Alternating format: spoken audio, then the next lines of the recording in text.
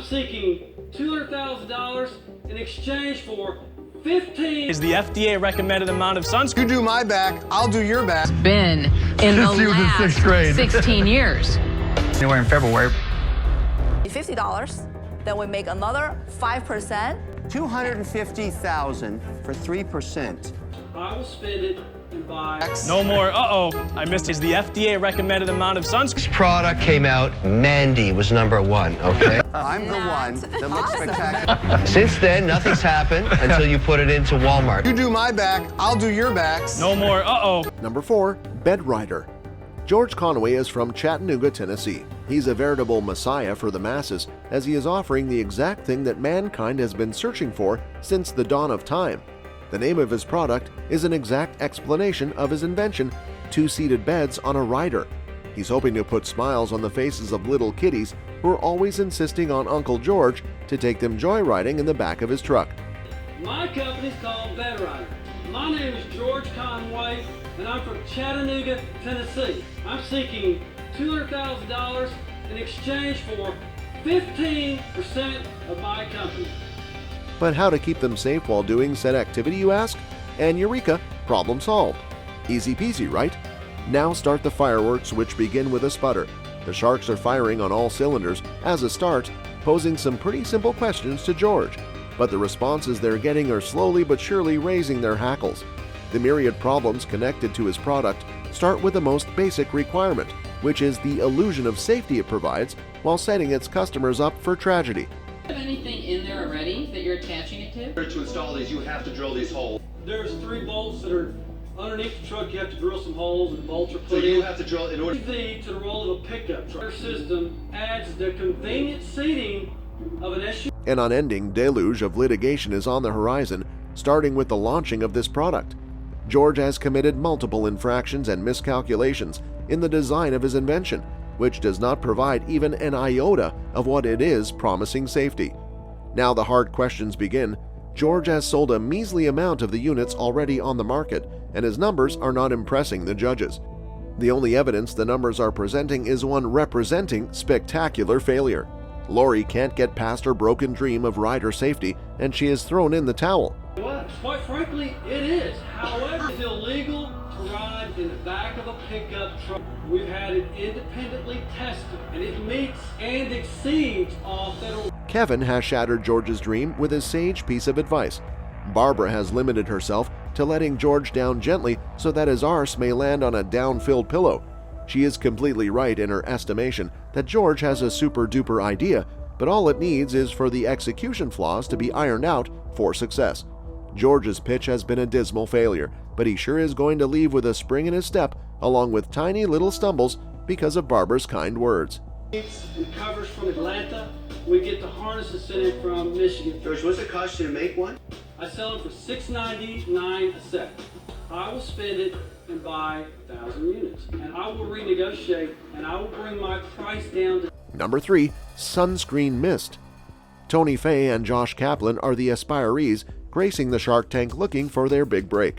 They are the superheroes in partnership who have chosen to combine their superpowers to save America from the soul-sucking rays of their dastardly enemy, the sun.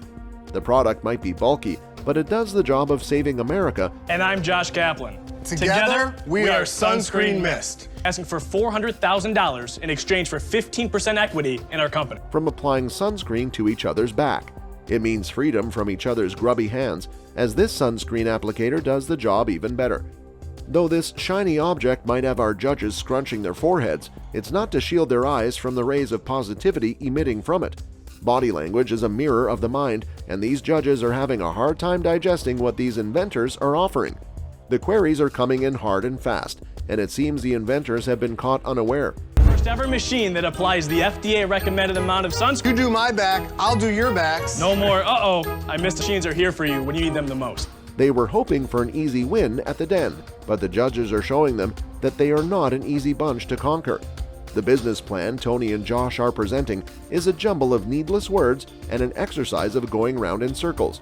Complicated answers to simple questions is a big giveaway that all is not well with this program, and Barbara is not pussyfooting around their tender feelings. Mark has been expressing his feelings through his expressions, only up to this point. Booth, we actually wholesale for $12.7 and we retail for... That's 31,000 sprays just to get the money back? At basic, I believe it was 7 different customers. You were saying that you were in New York, New Jersey, Florida. Who was paying for it? Tony had started sweating all. But now that he has started speaking, there is no getting this shark to pipe down. He has rendered this page into tiny little shreds, and no proposal has the chance of rising out of this pulp. These partners in crime still have a smidgen hope hanging around the hole where their hearts used to be. But this hope is squeezed out of existence under Kevin's well-heeled boot. This double trouble has slinked off into the shadows of the den from which it had emerged. That machine is so large, I can't imagine you selling any more, honestly. Yet you don't have any retail customers. There's nobody at retail to sell to. No doubt you have. A day to buy the machine? We get hundreds of leads through these message boards a day. Which message board are you on? Number 2. Vest Packs. Mark O'Woolley and Arthur Grayer are next in line, awaiting their chance to put the squeeze on our financial gurus. The name is an easy giveaway, but we will explain what the invention was for those of you who couldn't catch the drift. It is a vest with a backpack attached to it. Simple enough, right? I'm asking for $50,000 for exchange for 10% of my company. My name is Michael Woolley, and I'm the Chief Financial Officer of Vestpacks. My name is Arthur Grayer. I am the official licensee of the Vestpack. What is more interesting than the product itself is the story of its birth. It was the product of a 6-year-old's imagination who had dreamt it up in answer to a science project. The judges are appropriately impressed, but big money follows where there's a promise through sales evidence only, and Mark and Arthur have failed to make any impressive sales, despite having the product available to the general public. The judges are losing interest fast, leaving this project hemorrhaging on an outflow which could mean its doom. You own the rights for the product, and then you licensed it to Arthur. Is the relationship again? And only Arthur can sell the product. Is that right? True. That is true. The more these two speak, the deeper they get buried in quicksand, and the final revelation, which has popped out unintentionally, has revealed what a damp squib the judges have in their midst. These two have been flogging a lifeless horse all this time, waiting for a miracle, like angels descending from the sky and breathing new life into it. What has set Mark off on a tirade is the dishonesty and double game these two have tried to play on a bunch of kahunas who have seen it all and done it all. Is Walmart going to reorder and sell it in more stores? Walmart, Yes. Largest retailer in the world. You're in 75 stores, you've only done $10,000 in sales. That seems bad to me. Perhaps what is most insulting is their expectation that the judges would fall for the oldest trick in the book, telling white lies. Mark proceeds to inform the two wannabe inventors that they have made the one mistake there is no coming back from and crossed a line they should not have crossed when they chose to lie to the judges. Lori and Barbara are probably the ones with the sweetest but simplest advice.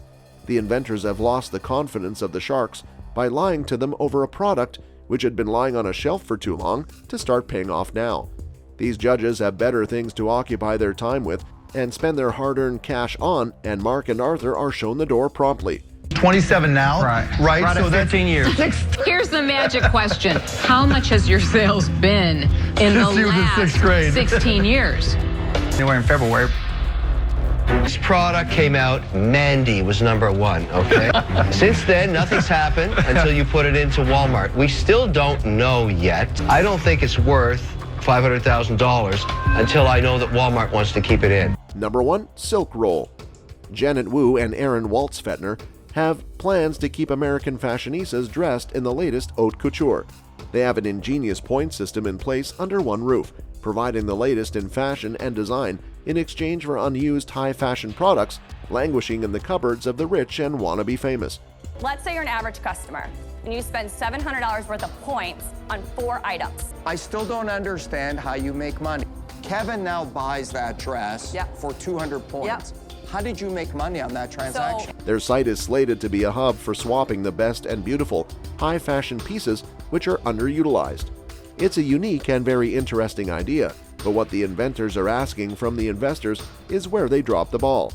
Their explanation on how the point system works and how the points are translated into money for the company is not making the cut. All the sharks are hearing are fancy terms instead of words that mean something, and they are losing patience fast. Kevin paid a 5% transaction fee. Do I know yes, that? you know, you know that checkout. Anybody that buys. Okay, so You that's keep- the you keep hardest. 5% either way. for that $200 So each point dress. is $1. Yeah, when you're trading. You're making 5%. When do you make money? When Lori, the moment that Lori spends any of her points. Yeah. Lack of clarity is a red flag for any investor, and this partnership is serving a smorgasbord of half-truths and full lies. Kevin asks a question a 3-year-old would be able to answer and still gets a fairy tale of an answer. Next up, Robert succinctly translates their tale into numbers and draws the correct conclusion, but they must have a roaring success of a business on their hands and minting money right, left, and center. 500 points, but I want a $600 dress. Got it. Points short, then they go and buy those points to make it up. So right now we sell points in bundles. Right? So we sold 100 points, made $50. Then we make another 5% on 600. 250,000 for 3%. I'm the one that looks spectacular. The fashionista shark. He has 30 of the You same have to explain. color. All joking aside, this must be a massive business. Okay, so if you guys are trying to value us as a traditional business, this is a very special business. So we launched last year, and we've already traded through the platform $2.3 million worth. The non-answer he gets is answer enough, and now the Sharks have a clear picture of what they have on their hands, which is a big fat nothing. Mark has presented this fibbing duo his reservations in a neat little package with no bells and whistles. What these ladies are presenting to their investors is a half-baked wish, more than an idea, and it has plenty of loose ends which need to be tied up before an investor would take the risk of sharing his hard-earned cash with them. Your revenue is what? So our revenue was $35,000.